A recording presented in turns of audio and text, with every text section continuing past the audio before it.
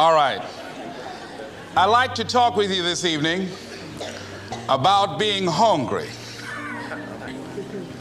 Somebody said, I'm hungry. It is something I like to share some ideas and thoughts with you. I'm not asking that you believe anything that I say. I'm not asking that you agree with me.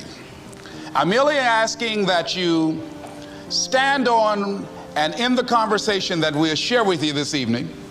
And if there's something that I say that can fit and work for you, I say use it. If not, discard it and let it be. Is that all right? Yeah. Say, that's fair enough. Very good. All right. One of the things I have realized, and many of us have, that if you want something out of life, if you want to change yourself, if you want to acquire something, if there's some goal that you want to reach, that is really not easy as some people will make us feel. That living your dream, changing your behaviors, overcoming negative habits, it's challenging. It's hard.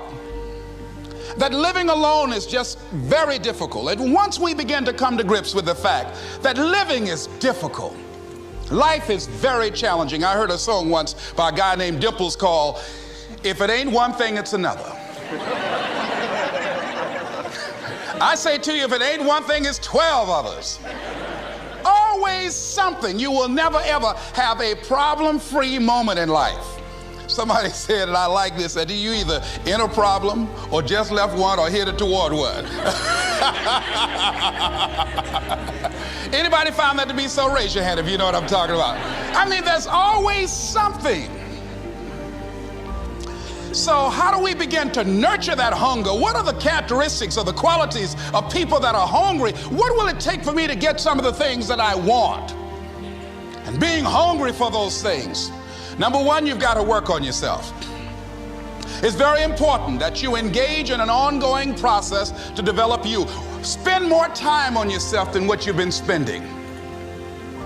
It's very important. You owe that to yourself. I was reading a book by Og Mandino called The University of Success. Read one line, gave me a chill. I didn't have to read anything else in the book. He said, many of us never realize our greatness because we become sidetracked by secondary activity. We spread ourselves too thin, don't know how to say no. And we find ourselves doing all kinds of things and never ever have time to do those things that we need to do to work on ourselves. And then there goes a second, there goes another second, there goes another second, and we can't stop and hold time. And before you know it, you wake up one day and you're behind on your dreams and your bills.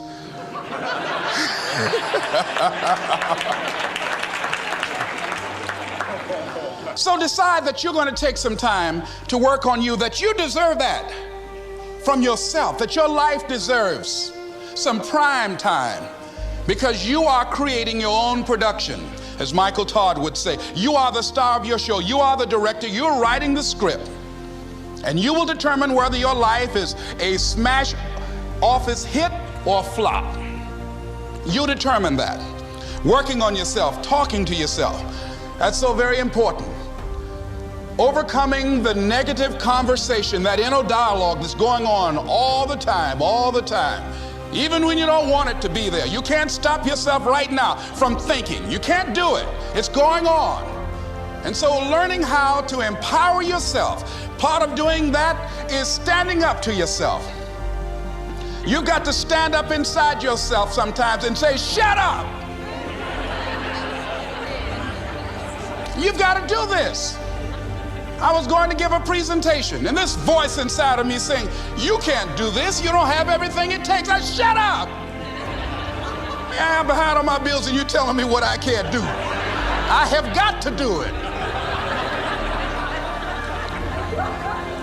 You'll get scared sometimes. Your mind will go blank on you. Some people you will allow to unnerve you, and you wonder, what's wrong with me? I'm not crazy.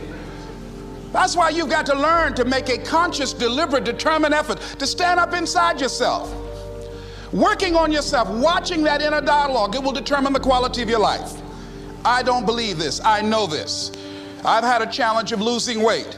I'm walking through the airport, this voice say, why don't you have some M&M peanuts? No!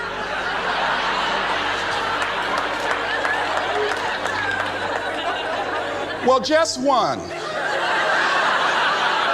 Then after you eat that, you might as well have a Snicker now, you sucker. I mean, it's challenging. My mother fixed the kind of sweet potato pie you can't eat with your shoes on. Have to take your shoes off so you can wiggle your toes. It sticks on my fingers. It says, eat it. One little bite won't hurt.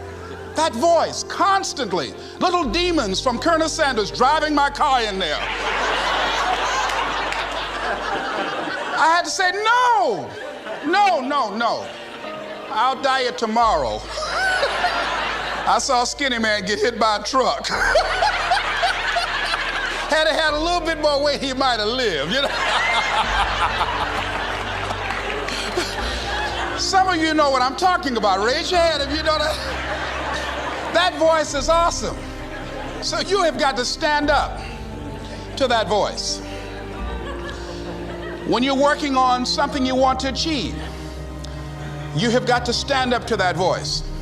You've got to sell yourself every day on your abilities, on what you're doing, on the goal that you want to reach. You've got to sell yourself every day, according to your level of belief. It will manifest itself in what you're doing. Whatever we have right now, whatever we're demonstrating in our lives, is a result of what we believe subconsciously that we deserve. And part of increasing that belief level is that you have got to convince yourself every day.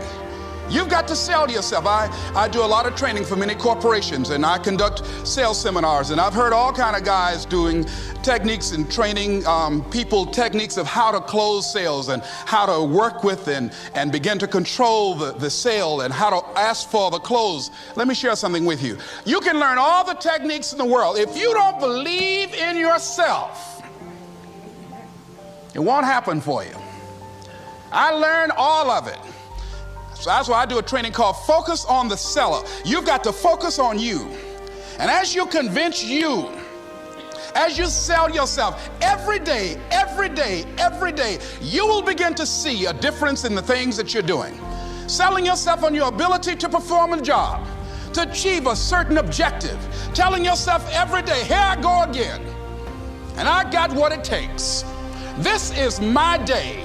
And nothing out here is going to stop me. And when you go out there, life say, come over here. Say it again. Well, I'll be back tomorrow. That brings me to the next thing. It takes courage to act. Part of being hungry when you've been defeated, it takes courage to start over again.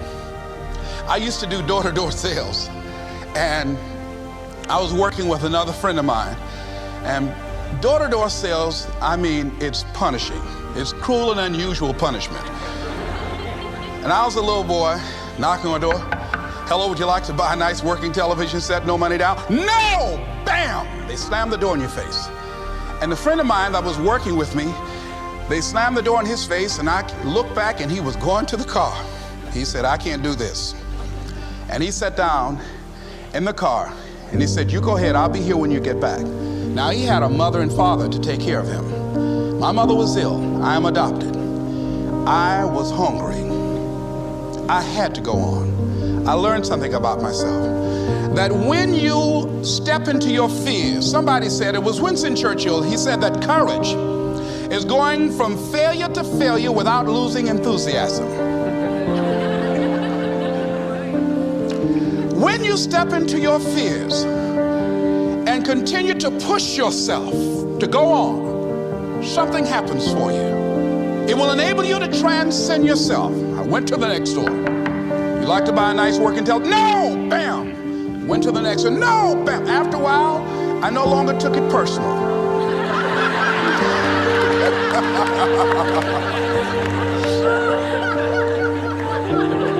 And I began to play a game. I said, well, I know there's a yes out here somewhere, and I'm going to keep on until I find it.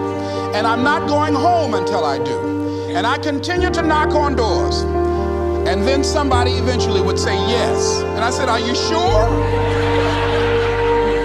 And I would go in there and I would get the sale. When you have something you want to do, develop the courage to do that which has been given you to do, and you spend a lot of time going around trying to convince other people or trying to get their approval, what will happen is that you will lose your nerve. And other people will convince you that what you're doing doesn't have any value, and you'll give up on your dream. It's an interesting thing about life, I've also found, that if you don't have the courage to act, sometimes and particularly if you have something special to do, life will move on you. If it were not for life, I would still be a disc jockey. I didn't just leave voluntarily to go to the state legislature. I was fired. I was working on a job, and I came home one day. I was married at the time, and I told my former wife, I said, that guy Bert I work for is stupid. She said, if he's so stupid, why does he sign your paycheck? Now you see why I divorced her, right? I couldn't stand her. That night, I could not sleep well. Here was a guy that was controlling my life. I was going through all kinds of changes because this man controlled my paycheck. And it was Carlyle who said, truth crushed to earth shall rise again. Winston Churchill said, the truth is incontrovertible. Malice may attack it, ignorance may deride it, but at the end there it is. And we know scripture that says, ye shall know the truth, and the truth shall set you free. And the truth that I had to come to grips with, that I wasn't in charge of my destiny. The truth was that I wasn't giving all that I had. The truth was that there are some things that I wanted to do, but I didn't have the courage to act on those things. And the truth was that Bert Childs was a blessing to me. He made life so miserable for me, I had to start looking at my life differently. I started going to work earlier. I started being the last one to leave there. I started working harder than anybody else. The other guys could not. Why would you work so hard, Les? I said, I'm not working for them. I have been cheating, Bert, I thought. I've been cheating myself and my family, wherever you are, whatever you're doing, do it with everything that you have. Develop the habit of giving more than what you're paid for. Develop the habit of setting standards that others will be measured by. Someone said, do not go where the path may lead, but go where there's no path and leave a trail. All right? It is easy to be negative today. It is easy to have low morale today. I was at a corporation and they're going through downsizing and going to lay off some 1,500 people over the next few weeks. It's very depressing there. And those people that stay there 9 times out of 10, they're just going to do just enough to keep from getting fired. Anybody can do that. But if you can begin to harness yourself and say that where I am, I'm going to do the best I can with what I got, because that is an expression of who I am. If you get into the habit of just being mediocre, it will become a part of your consciousness. If you get in the habit of giving less than what you have it within you to give, it will begin to reflect itself in your personality.